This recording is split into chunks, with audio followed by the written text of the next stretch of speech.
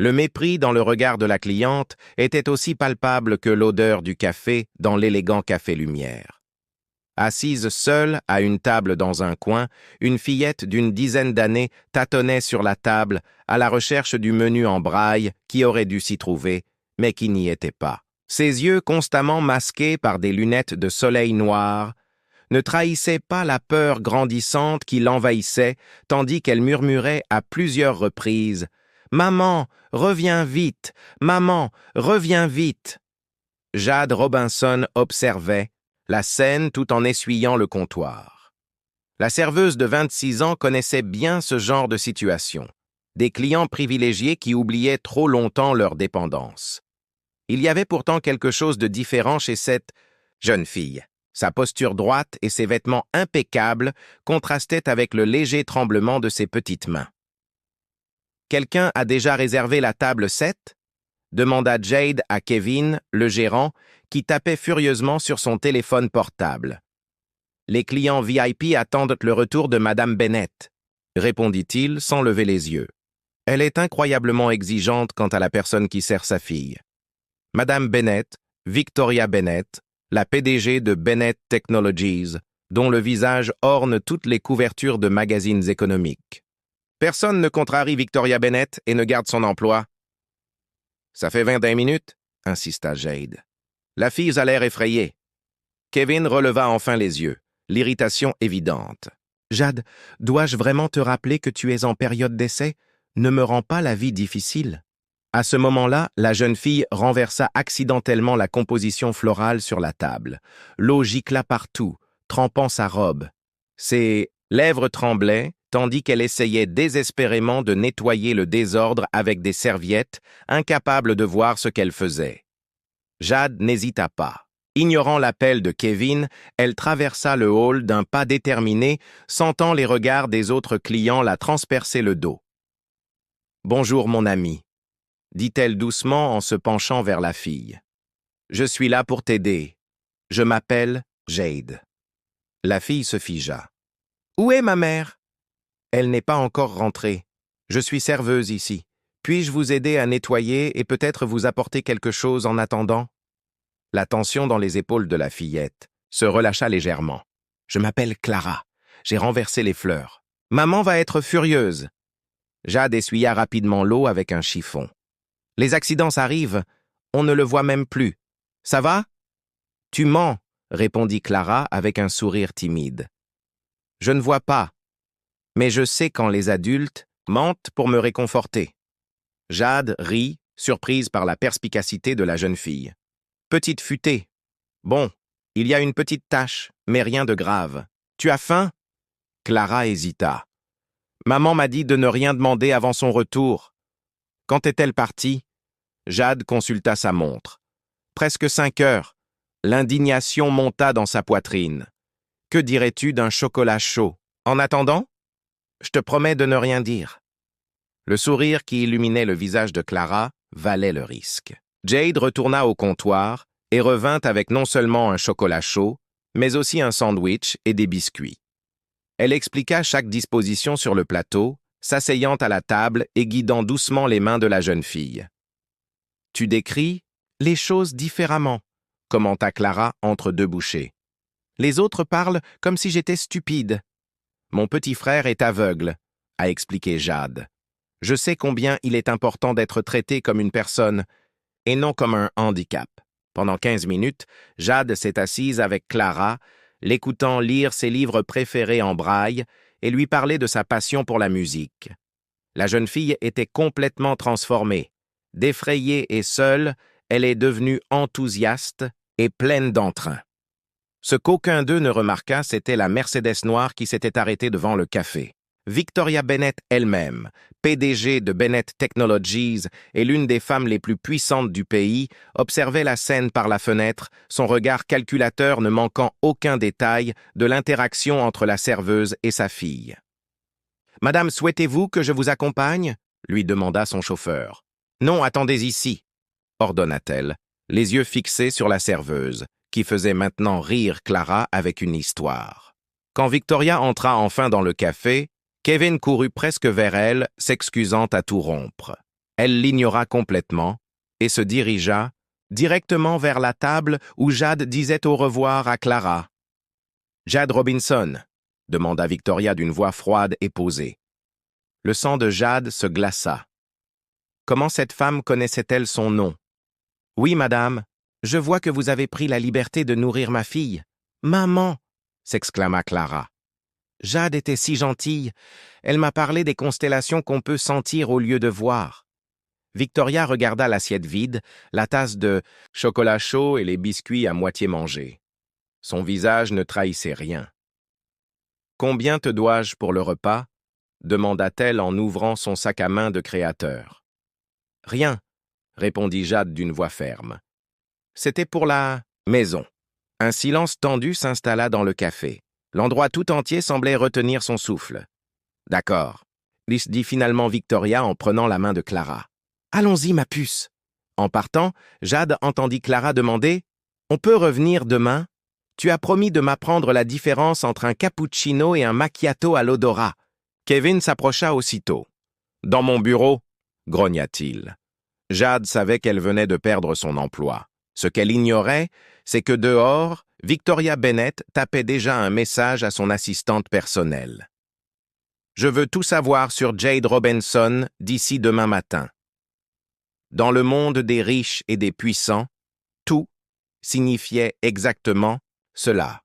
Chaque détail, chaque rêve inassouvi, chaque combat silencieux, et Victoria Bennett obtenait toujours ce qu'elle voulait.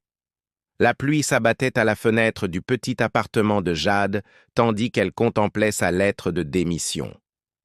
Du Café Lumière. À côté se trouvait un avis d'expulsion. Des factures impayées complétaient le tableau sombre. Son portable sonna. C'était Daniel, son frère de 16 ans, aveugle depuis l'âge de 5 ans à cause d'une méningite mal soignée. « N'abandonne pas !» Sa voix était réconfortante. « Tu as toujours dit que rien n'arrive pour rien. »« J'ai perdu mon travail parce que j'ai aidé un enfant, » murmura Jade. « Danny, quelle pourrait en être la raison ?» L'interphone l'interrompit.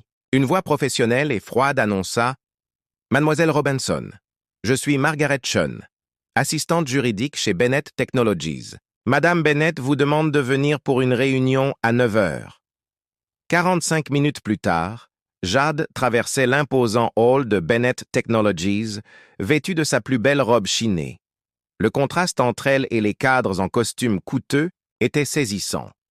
Dans la salle de conférence du 45e étage, Victoria Bennett contemplait la ville telle une reine contemplant son royaume. Sans se retourner, elle désigna une chaise. « Hier, vous avez servi ma fille alors que je vous avais spécifiquement demandé d'attendre mon retour. » commença Victoria, sa voix délibérément neutre. « Elle avait faim, » répondit simplement Jade. Victoria se tourna enfin vers elle. « Sais-tu pourquoi j'ai laissé Clara seule pendant près de 2 heures ?» La question prit Jade par surprise. « Non, madame. Pour voir qui la remarquerait, une expérience sociale. 17 personnes sont passées devant cette table. Des employés, des clients, son manager. Personne ne s'est arrêté sauf toi. » Jade sentit l'indignation monter. « Tu as testé des gens avec ta propre fille ?» Un léger sourire éclaira le visage de Victoria. Clara le savait. C'est un jeu auquel nous jouons. Margaret plaça un dossier devant Jade. À l'intérieur se trouvait un chèque pour licenciement abusif, avec plus de zéro que Jade n'en avait jamais vu. « Je ne suis pas à vendre. » Jade repoussa le dossier. Victoria haussa un sourcil, sincèrement surprise. « Tout le monde a un prix, pas moi. Et utiliser ta fille aveugle comme appât pour tester l'humanité est répugnant. » Un silence tendu emplit la pièce. Margaret semblait sur le point de s'évanouir. Personne ne parlait ainsi à Victoria Bennett. « Intéressant, » répondit finalement Victoria. « Clara a demandé de tes nouvelles. Elle ne fait pas ça d'habitude. » Pour la première fois, Jade entrevit quelque chose au-delà de son masque froid. Une mère sincèrement intriguée. « J'ai une autre proposition. » Victoria glissa un autre dossier sur la table. « Clara a besoin d'une compagne. Le salaire est conséquent. » Le montant mentionné fit battre le cœur de Jade 10 fois ce qu'elle gagnait au café. « Pourquoi moi ?» demanda-t-elle avec méfiance. Ma fille a un flair parfait pour l'insincérité. Tu es authentique. Victoria fit un geste et Margaret lui présenta un autre dossier. Ton parcours est impressionnant. Tu as abandonné tes études pour t'occuper de ton frère, cumulant 3 emplois pour le maintenir dans une école spécialisée. Jade sentit un frisson. Comment as-tu eu cette information? Victoria ignora la question. J'ai des ressources. Je sais que ton frère est un pianiste prodigieux. La Wellington Academy serait parfaite pour lui. L'école de musique la plus prestigieuse du pays est totalement hors de portée pour quelqu'un comme Daniel. C'est du chantage émotionnel, dit Jade en contrôlant sa colère. C'est du business, corrigea Victoria. Je vous offre des opportunités à tous les deux. Sur le chemin du retour, Jade reçut un appel. L'Académie Wellington souhaitait organiser une audition pour Daniel. Victoria n'avait pas perdu une seconde. Cette nuit-là, Jade a enquêté avec obsession sur Victoria Bennett, découvrant des schémas inquiétants, d'anciens employés disparus professionnellement, des rivaux confrontés à des scandales, fortuits, une ancienne nounou qui avait poursuivi Victoria pour harcèlement avant d'abandonner mystérieusement les poursuites. Puis elle a découvert autre chose, des reportages sur l'accident qui avait rendu Clara aveugle 5 ans plus tôt. Victoria conduisait, peut-être distraite par des SMS. Par la suite, l'histoire a tout simplement disparu des médias. Le lendemain, alors que Daniel jouait du piano à la Wellington Academy, faisant monter les larmes aux yeux du professeur, Jade prit sa décision. Elle entrerait dans l'univers de Victoria Bennett non seulement pour son frère, mais aussi pour Clara, une jeune fille brillante enfermée dans une cage dorée, utilisée comme un pion dans des jeux de pouvoir. Ce que Victoria ignorait, c'est que Jade n'était pas qu'une serveuse désespérée. Elle avait étudié le comportement humain avant d'abandonner la psychologie, une personne entraînée à voir au-delà des masques. En signant le contrat dans le bureau de Victoria avec un sourire poli, elle élaborait déjà son propre plan. Car si la puissante Victoria Bennett croyait pouvoir l'acheter et la contrôler, elle allait apprendre une leçon importante. Tout le monde n'a pas de prix. 3 mois s'étaient écoulés depuis que Jade était entrée dans la vie de la famille Bennett. Le manoir, autrefois intimidant, lui semblait désormais presque familier. Clara s'épanouissait sous les soins de Jade, révélant une intelligence et une curiosité étouffées par des années de surprotection. Les étoiles doivent être comme une musique qu'on n'entend pas, expliqua Clara en traçant du doigt un livre d'astronomie en braille. On les sent, même quand on ne les voit pas. Victoria observait de loin, le regard impénétrable. Clara n'a jamais autant parlé, commenta-t-elle plus tard.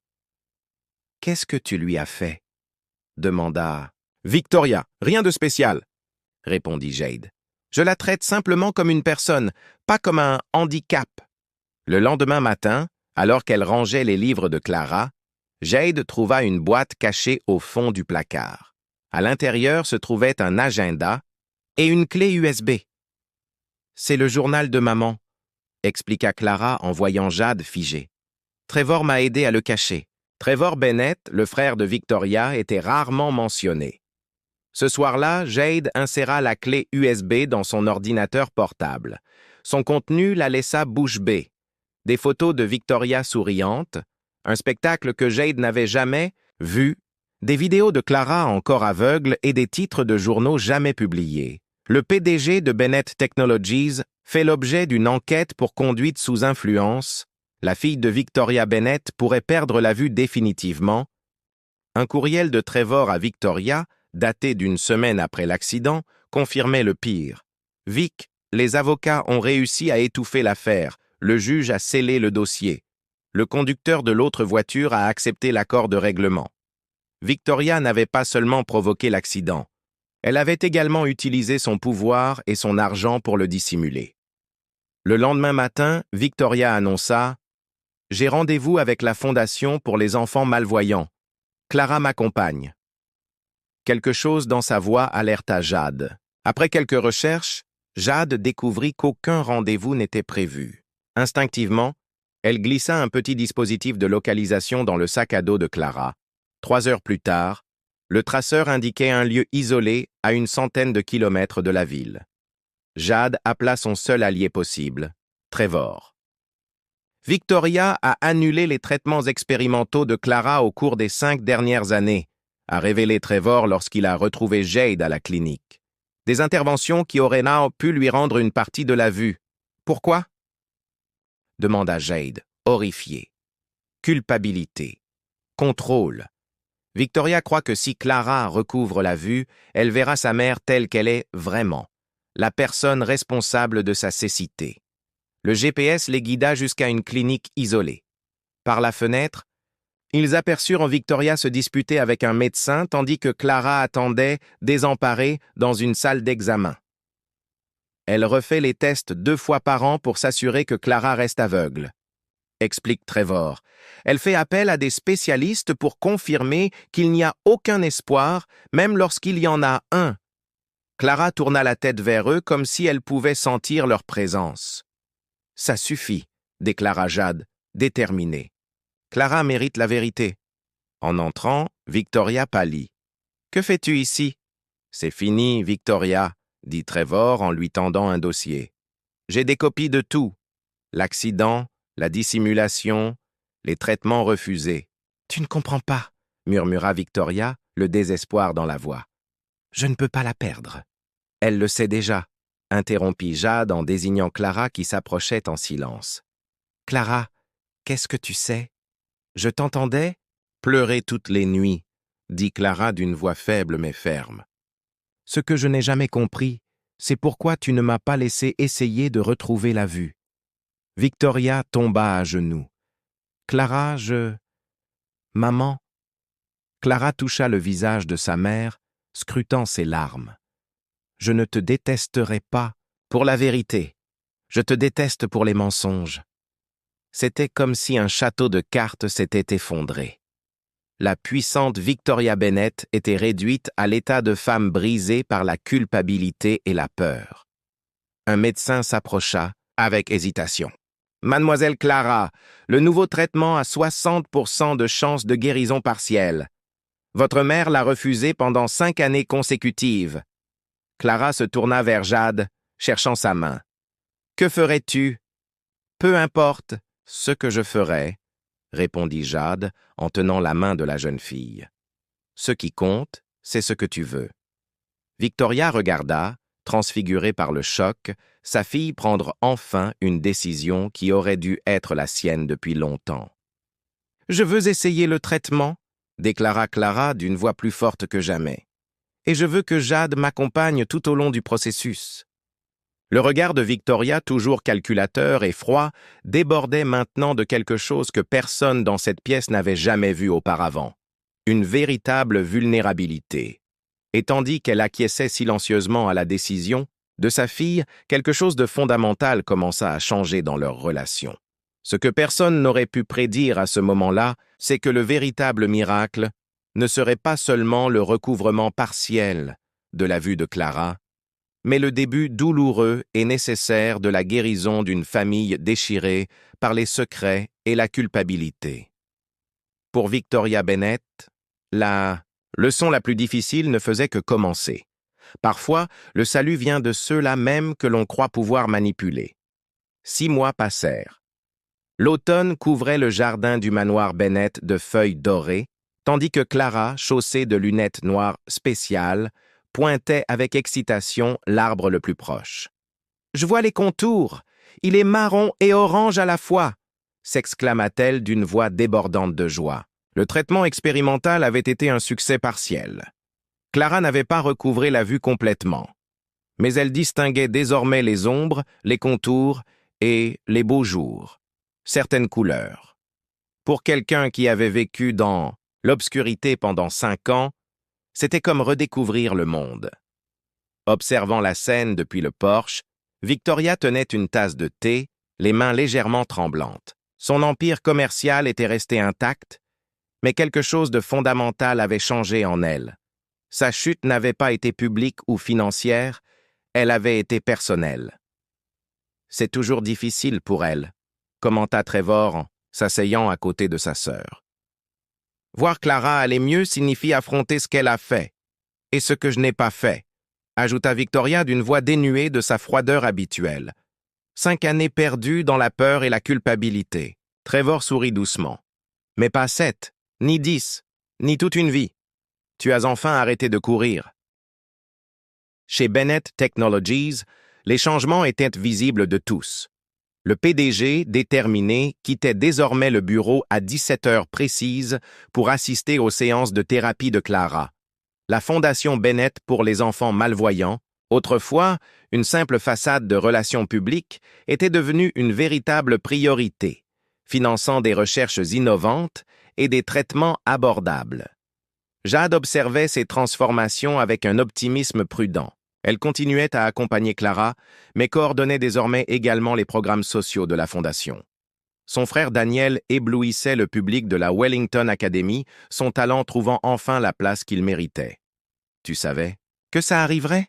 demanda Victoria un après-midi alors qu'ils regardaient Clara et Daniel jouer du piano ensemble.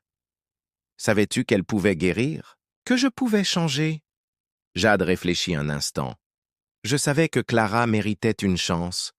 Quant à toi, disons que je parie sur cette possibilité. » Victoria hocha la tête, compréhensive. « Tu sais ce qui m'effraie le plus? Ce n'est pas l'idée que Clara me reproche l'accident. C'est de réaliser combien de temps j'ai passé à essayer de tout contrôler, alors que le seul véritable contrôle que nous avons, c'est celui de nos propres choix. » Ce soir-là, Victoria fit venir Jade dans son bureau.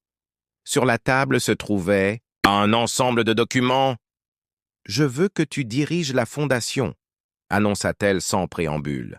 « Pas en tant qu'employé, mais en tant qu'associé. » Jade examina les papiers, stupéfaite. Victoria lui offrait 40% de la direction de la fondation, une autonomie complète et un budget qui pourrait aider des milliers d'enfants.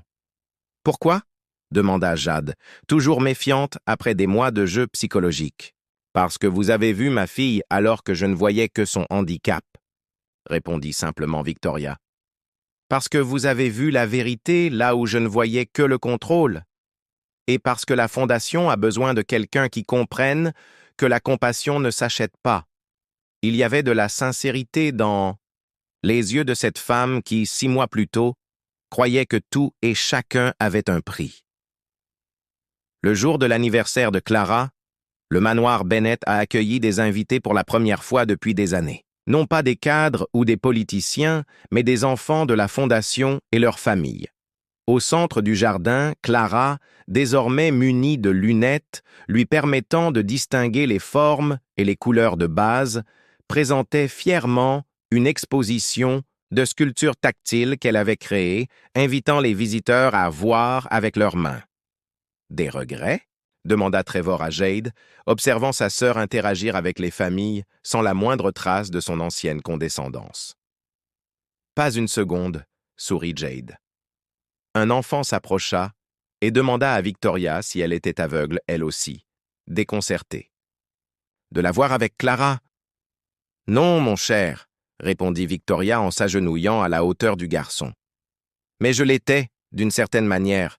Ma fille et une amie très spéciale m'ont appris à voir. » Plus tard, lorsque tout le monde fut parti, Clara offrit un cadeau à Victoria, un petit tableau qu'elle avait réalisé, mélangeant texture et les quelques couleurs qu'elle pouvait désormais distinguer. « Pour vous rappeler que parfois, nous devons perdre quelque chose pour vraiment apprécier ce que nous avons, » a-t-elle expliqué. Victoria Bennett, celle qui pensait pouvoir contrôler le destin d'un simple coup de fil, avait appris la plus précieuse leçon de sa vie auprès d'une serveuse qui refusait d'être payée et d'une fille assez courageuse pour choisir la vérité, même quand elle était douloureuse. Son empire subsistait, mais ses fondements avaient été complètement transformés. Jade, quant à elle, a découvert que changer des vies ne nécessitait ni pouvoir ni argent, mais simplement le courage de rester fidèle à ses valeurs alors que tout le monde autour d'elle était à vendre. Parfois, le simple fait de voir les gens tels qu'ils sont vraiment, au-delà de leur handicap, de leur statut social ou de leurs erreurs passées, est le premier pas vers la transformation, non pas d'une vie mais de générations entières.